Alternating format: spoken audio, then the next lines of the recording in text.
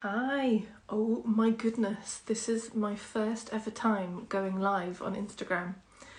And and of course I choose to do a full week of lives in one go rather than just doing one little test. No, let's do the full thing. So hello, thank you for being here. I can see there's some people there watching live.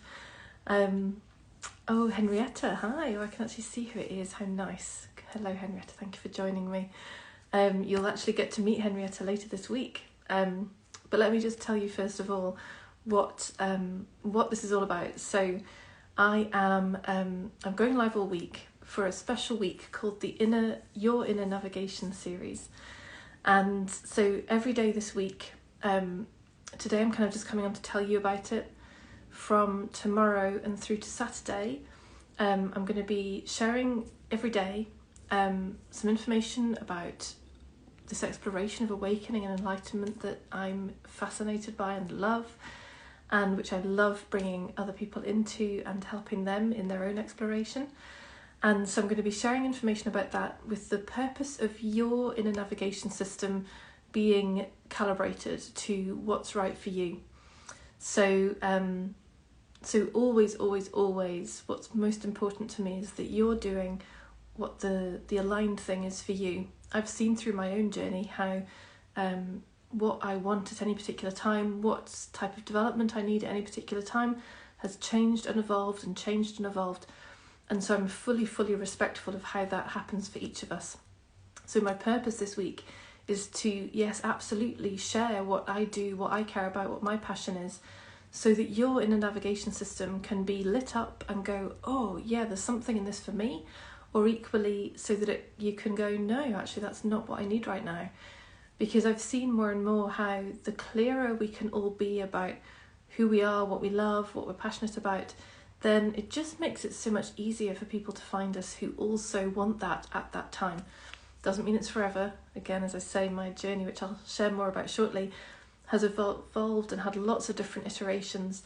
So it's always a constantly moving process. But the more we can signpost and go, hey, this is what I'm up to, then the easier it is that we can find the people who we want to hang out with.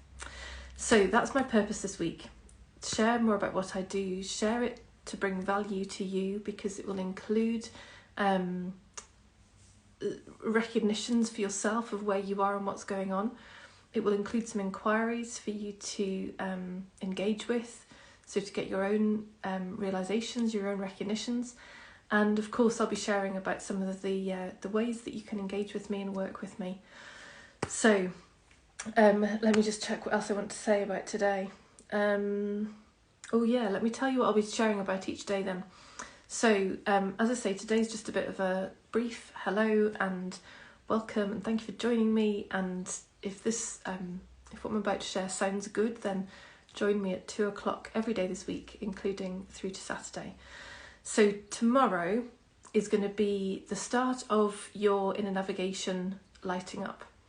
It's going to be me sharing about what might be going on in your experience, and sharing it in the context of these are the kind of things that I see from the people who get the most out of exploring with me.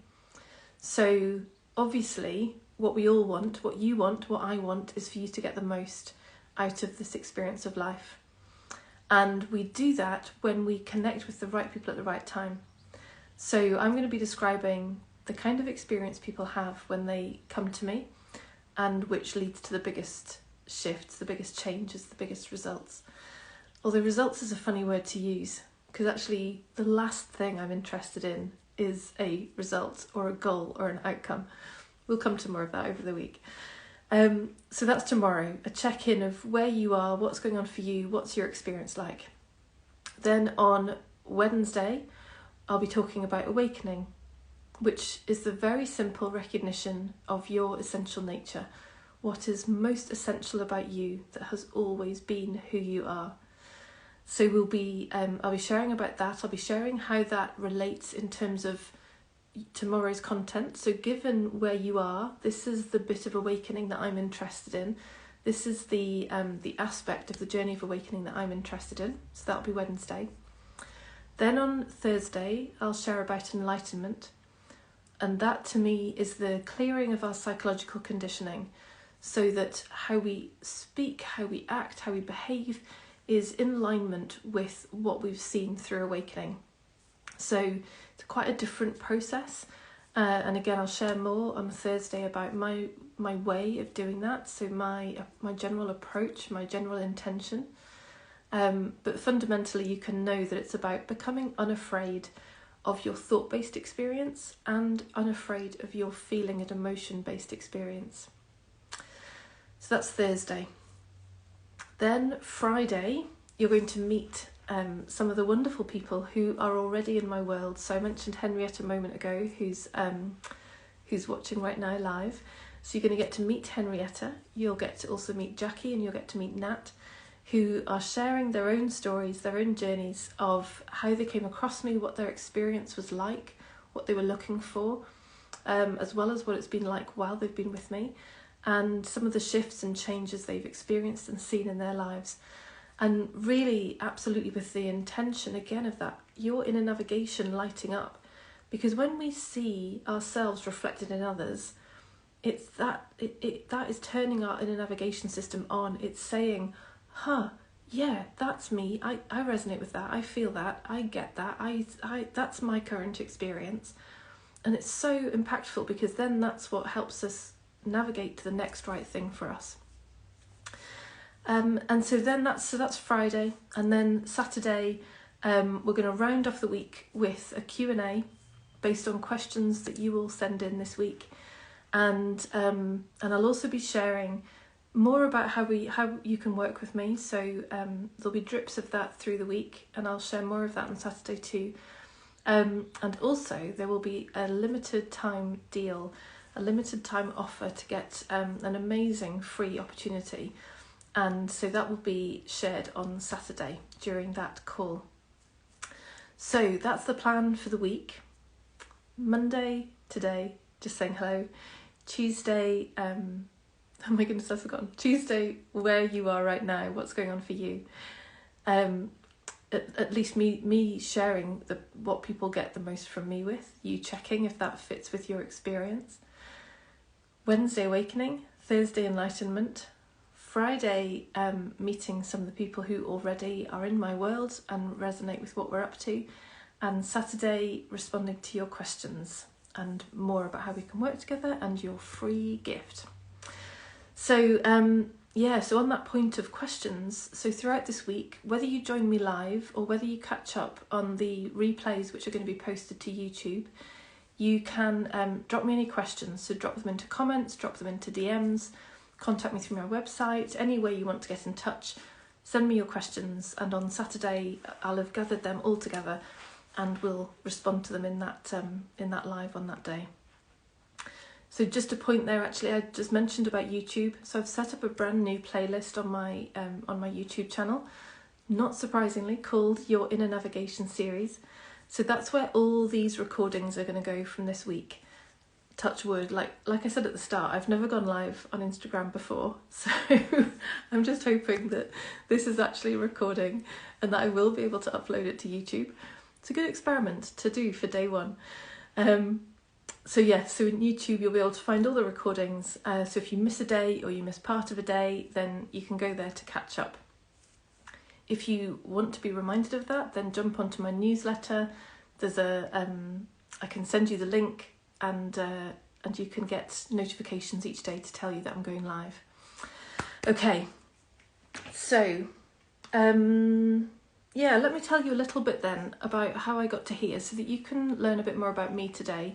And I'm also going to share my main metaphor that I use to describe the awakening and enlightening journey, because I may well be touching on that all through this week. I may well be bringing that as an example all through this week, to kind of help us navigate the conversation, because I find that visuals are so helpful in helping us navigate. They give us a sort of conceptual framework, but which is often much more powerful than anything a word can do. So let me tell you a little bit about my journey to here, and then I'll talk to you about this metaphor, which is going to form the basis of, it does form the basis of my work, and which may well form the basis of some of our conversation this week. So how I got to here. Obviously there's a very much longer version of events than I'll be sharing today. But essentially I went through a very normal education. I was pretty much the good girl, the conscientious girl. That was the word that was used on most of my school reports. Very conscientious, but a bit quiet. Got good grades, often would get class prizes, less so in secondary as things change as you get to be a teenager, but still did well, still got good results, and went on to uni. So as far as our family's concerned, university was the standard thing to do. Most people in my family went into vocational stuff, but I didn't want any of that. And so I picked chemistry, of all things, purely on the basis that I enjoyed it most out of all my school subjects. Not necessarily the best decision-making process, but, that's what I went with. So I did my chemistry degree. Partway through, realised I really didn't like chemistry very much, but was a very much kind of I've started, so I'll finish mindset at that point. So I carried on through the 4 years of my degree, managed to just about get my 2-1 at the end of it, and went on to work with briefly with PwC. So careers advice at the time was perhaps limited, but the careers advice kept saying, oh yeah, go do accountancy. So I went to do accountancy and hated it. So I didn't last very long at that. I was about 3 months at PwC before that relationship came to an end. And that took me in the direction of people. So the one thing I'd realised through my time at PwC was that I was interested in people. I was interested in talking to the people in the workplace. So I was out on audits. I was much more interested in what people thought of their jobs, how they got on with the work environment, rather than ticking off invoices and doing spreadsheets. So I moved into an HR qualification and career, and spent probably about 15 years in that world. So after a couple of smaller organisations, moved into work with Boots UK, who, if people here watching are from the UK, you'll very much know Boots UK very well. A very well-established brand, and one that I was so proud to work for. So went and worked for them in HR for 10 years in various different jobs, from being operational change projects and programmes, spanning the central office and the regional and stores. I think we're back. Totally lost connection there for a second. So so I was at Boots, and then I moved to self-employment. So towards the end of my time, I wanted to have more freedom. I wanted to absolutely only be working on leadership and culture. And I'd begun my coaching qualification with Barefoot Coaching, who, again, if you're a coach in the UK, I really imagine you'll have heard of Barefoot Coaching, because they're an amazing coach training organisation. So I did my training with them, which was very much in the realm of psychology and therapy, all the range of tools that are available in that world. And so I ran Wildfig Solutions from 2014 till really 2017. It wasn't that long, working with leaders on psychology-based challenges, or challenges in life which we solved with psychology-based solutions, I should say. But towards the end of my time doing that, I noticed how my life didn't tally. What I was doing and saying and how I was being with my clients was very different to how I was being at home with my family. So my clients got this very calm, equanimous, emotionally intelligent Helen, who was very wise and educated, and who knew lots of leadership models and theories, and knew the psychology theory, and could make a great difference and really impact the clients and their businesses and their cultures. But then I was looking at my home environment and going, well, yeah, that's lovely, I'm amazing over there, but over here at home, I'm being really stressed and irritable and frustrated. I'm shouting at my kids a lot more than I want to. It's like this picture doesn't square, this doesn't feel right. And that was the beginning, along with a couple of relationships where I was having challenges all of that kind of came together in 2017 and was having me question, is this really all there is? Is this psychological exploration really all there is? Because it doesn't look like it's working. I've got, yes, a version of me at work who seems amazing and capable, but this version of me in other places isn't the me that I think is okay. Like, I was being a micromanager in one relationship and really controlling. I blurted out something really inappropriate in another relationship, which ended that relationship. I, as I say, was being stressed and frustrated with my kids. And it was like, okay, this can't be it. This effort of changing my thinking, of improving my thinking, this can't be it. This can't be all there is, because it's not worked. I've got all these places in my life where it's shown it's not worked. And so that's what really started me in an exploration of, so what else is there then? There must be something else going on, and I want to find it. I want to know what that is.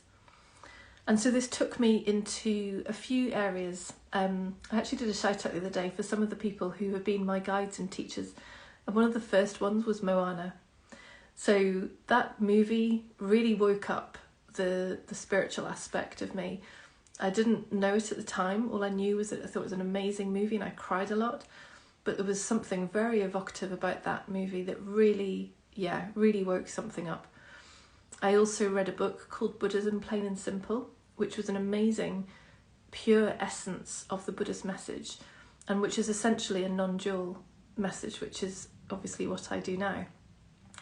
I also began transcendental meditation with Ziva meditation at that time, and that was a massive shift in terms of clearing out really a lot of gunk. It was quite a challenging process for the first couple of weeks, as a lot of old stuff came up and out. I was exhausted, I was irritable, it was really quite messy, but a lot got cleared and I felt so different on the other side of it. So those three were kind of the very beginning of my exploration. I then moved into an understanding called the Three Principles, which was founded by Sydney Banks way back in the 70s. And then that moved me into the exploration of non-duality, which really is what Sid Banks was teaching, just he turned it into a different concept called the Three Principles to help communicate that. So really from 2018 into 2021, it's been a really intensive exploration for me into the depths of who we are and the depths of what we're not. And it's involved a lot of clearing out of my own psychological conditioning, and it's involved my own full recognition of who we really are, which has meant that my awakening has deepened and deepened, and my enlightenment has integrated and integrated. And that's why those two things are massively important to me in terms of what I do now. That's what I want you to experience too, because although it can be bumpy along the way, what we experience on the other side of that is so worth it. It's so much easier. There is so much flow. There is so much more grace. There's so much less effort. I don't have to now be vigilant about my thinking to try and have the right kind of thinking, to try and have the right kind of experience. I don't have to be vigilant about how I'm feeling. I don't have to be afraid of experiences like disappointment anymore. It's really changed my life so much. And that's what I want for everybody who comes into my world and experiences what I do. And so through that process, I mentioned before, I have a metaphor which is my core metaphor for this exploration, and it's a river. And in fact, this river was very early in that journey I've just described. So around beginning of 2019, when I started sharing with clients, because it just became a no-brainer. I couldn't not share it with clients. I quite early on created this metaphor of a river, which has just evolved and evolved until it's now, I love it, to be honest. It's such a comprehensive metaphor which just explains everything about every single aspect of our human experience. If you're interested in it, because I will give a brief description here now, but if you want to know more about it, I've got a free training on my website So if you go to my website, wildfigsolutions.co.uk, at the top there's a button that says, why is it like this? And that will take you straight through to the page to sign up for this training. It's free training, half an hour training on my metaphor, so that you can understand more fully that image, that visual which I use to describe the awakening and enlightenment conversation. But let me give it a go right now in a brief summary, and I'm going to invite you to engage your imagination, because I don't have the image here and I can't do a share screen. So so I want you to engage your imagination and think of a river. So see that river from the very bottom, at the mouth where it's wide and it's near the ocean, and then see it wiggling all the way upstream to the very top. Now, down at the bottom of the river here is our content of experience, our life, the world, the people that we spend time with, where most of our attention in all our lives has been spent. It's been around jobs and careers and achievements and social media and money and family and cars and all the stuff of life is there in the content. So hence the river is wide there. There's a lot going on. There's a lot of variety, there's a lot of activities, there's a lot of stuff to do, a lot of changing, moving pieces and parts, and all available. And so what our development journey often does is starts us there. You know, we're like, right, I'm going to get the right job, I'm going to get the right career, I'm going to get the right partner, I'm going to get the right number of kids and the right kind of kids, and I'm going to get the right amount of money. And so we often start our lives there, trying to get all that stuff right. And in my experience, and maybe in your experience too, there comes a point where you're like, yeah, there's something else going on, there's something else available. So that then often moves us into, and as it did for me by moving into Barefoot Coaching world, it moves us into our psychology. So where we say, well, life's not quite how I wanted it to be. And then we start to hear these ideas like about mindset and having positive thinking. And if I can just get my thinking right, then I'll feel good, because thoughts create feelings. And then if I feel good, then I'll have the kind of life I want. And all this stuff, the partner, the kids, the car, the job, the achievements, they'll all feel better. I'll have more fun doing those things. Or indeed I might change some of them. But fundamentally I need to sort my thinking out first. So it's not wrong. It's a very useful stage in the process. And for sure it was very useful for me. But what this does, if you stay in the image of the river now, so we've got this wide section of the river at the bottom here. In moving to looking at our thinking, we've moved upstream slightly, and we're now in a section of the river where there's a little curve and there are some whirlpools. So you know, we see that in rivers where there's perhaps a different section and some whirlpools have been created. So those whirlpools represent our thinking. They represent the rules, the narratives, the conditioning, the ideas. So if one of my ideas, as it was, used to be, I must be perfect and do it all perfectly, that was one of my whirlpools. I was trying to navigate life through this thought that said I must do it all perfectly. And therefore, what it meant in terms of behaviour and actions downstream in the content was that I would hold myself back from things because I'd think, oh, what if it's not perfect? Or I'd spend ages on things trying to make them perfect before I would let them be in the world. Or equally, I would try and change the world in order to make it perfect according to my ideas of perfect. So these whirlpools can create a lot of effort and can create a lot of suffering, fundamentally, when we believe them to be truths. And that was one that I certainly used to believe was a truth. So these whirlpools aren't wrong, they aren't a problem, but when we believe them as true, and when we believe they say something about who I am, then we get lost, then we get confused, then we end up in spirals.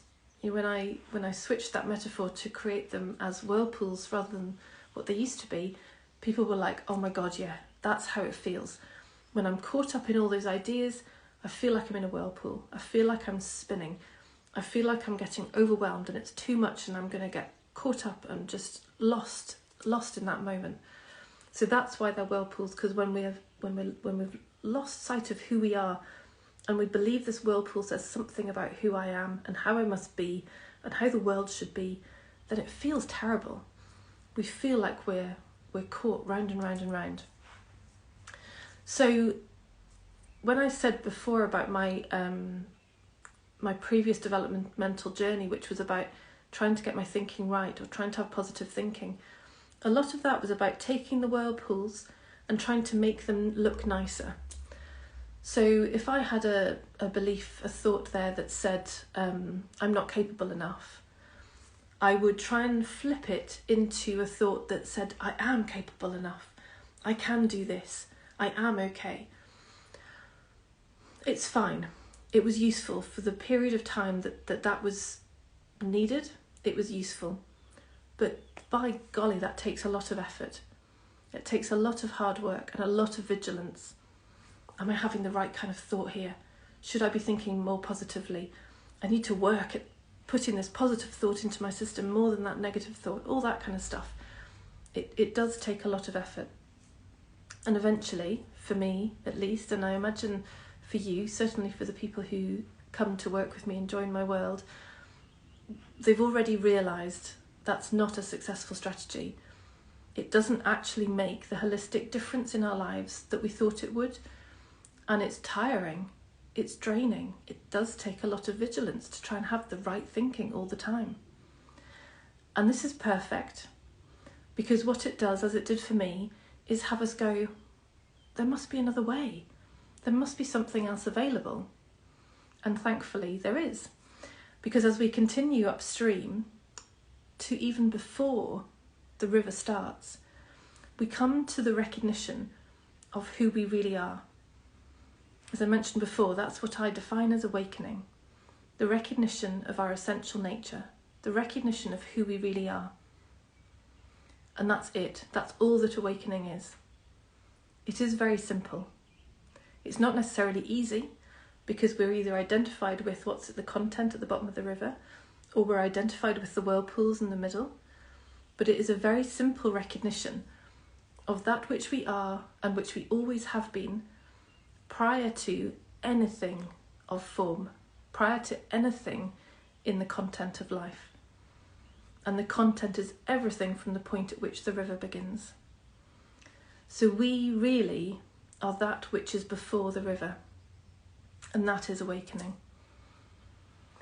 And that recognition, combined with the recognition of what we are not, i.e. those whirlpools of thought and the content at the bottom of the river, the more we disidentify from that and get clear about who I am in relationship to those whirlpools, in relationship to that content, and the more I understand the confusions of ideas like I must be perfect, the more we enlighten. So that's where the enlightenment conversation comes in. What we're really doing with enlightenment is seeing those whirlpools for what they are, understanding them, bringing love to them, bringing compassion to them, and with no need for them to change. So when I was in my previous psychology-based world, my primary interest was in how can I fix that thinking? How can I make that thinking better or different? In this conversation, in the enlightenment conversation, we're not interested in changing the thinking. All we're interested in doing is seeing it, loving it, understanding it, seeing why it makes so much logical sense based on the experience of life that's been had. And seeing that that's not who we are. Seeing that we are that which knows all the thoughts, all the feelings, all the emotions, all the content. So between the two, the awakening and enlightenment conversations are so mutually supportive. The more we awaken, the more easily we enlighten. The more we enlighten, the more easily we can awaken. So the two things are just so beautifully connected, in some ways unique, but so beautifully connected in one movement, which is the movement back to ourself, the movement back into the being of ourself, and which actually then allows a pure and clear expression of who we are as this human to come into the world, and to come into the world of content, and to do that in a way that flows downstream without having to go via these whirlpools on the way. So, as I said, we'll touch on this metaphor again as we go through this week, particularly on Wednesday and Thursday when we talk about awakening on Wednesday and when we talk about enlightenment on Thursday. But as I say, if you want to check out more about it, then that free training is available on my website, wildfigsolutions.co.uk, and you'll see the button at the top that says, why is it like this? It's in other places as well, but that's the easiest one to go to. So, I think I've said all that I need to say for today. I'd like to say thank you to everybody who's joined me. I can see you all there. I've been loving seeing your names pop up while I've been live. As I mentioned earlier, all questions are very welcome this week as we move through the week, and Saturday I'll be responding to all of those, so keep in touch. Do ask anything you want to ask in the comments or in the DMs, and yeah, I look forward to seeing you again tomorrow. So we'll be back here 2 o'clock UK time tomorrow, and we'll be talking about where you are. So we'll be talking more about the kind of experience people are in when they tend to arrive in my world, and the people who get the most out of exploring with me. So I really look forward to seeing you again tomorrow at 2 o'clock, and this video will be going up on YouTube very soon. So lots of love to you. Thanks so much for joining. Take care. Bye.